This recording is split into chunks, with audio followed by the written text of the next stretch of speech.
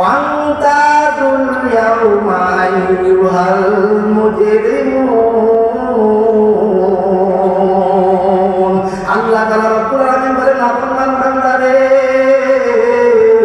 আজ আমার ইমানদার বান্দাদের সাথে তোমার কোনো সম্পর্ক নাই। ও নাফরমান বান্দা, নাফরমান বান্দারা বলবে, ক্বালু বালা কাদ জানা নাযীর। অবশ্যই আমাদের কাছে জাহান্নামের কথা বলতেছিল, কিন্তু আমরা তা মানি নাই, আমরা তা মেনে নেই নাই। বন্ধুগণ, ওই জাহান্নামের আগুন থেকে বাঁচার জন্য তোমাকে আমাকে চেষ্টা করতে হবে। ওই জাহান্নামের আগুন এত তাড়াবে, রাসূল কারীম সাল্লাল্লাহু আলাইহি ওয়াসাল্লাম বললেন, দুনিয়ার আগুন ৭০ গুণে চাইতে বেশি জাহান্নামের আগুন হবে।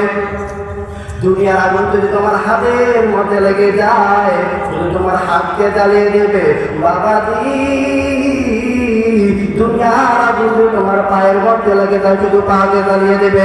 আর জাহান্নামের আগুন যদি তোমার হাতের মধ্যে লেগে যায়, তোমার শুধু হাতকে জ্বালাবে না, তোমার শুধু পাকে জ্বালাবে না, এই কলিজা পর্যন্ত ভুনা ভুনা করে দেবে। বলেন নাউযুবিল্লাহ। না বললো, ইয়া রাসূলুল্লাহ, ইয়া হাবিবাল্লাহ, আমার সন্তান অনেক ভালো কাজ করে, অনেক ভালো ভালো কাজ করে, যার কোনো হিসাব আমার কাছে নাই। আলকামার মাকে ডাকতে বলেন, ইয়া রাসূলুল্লাহ,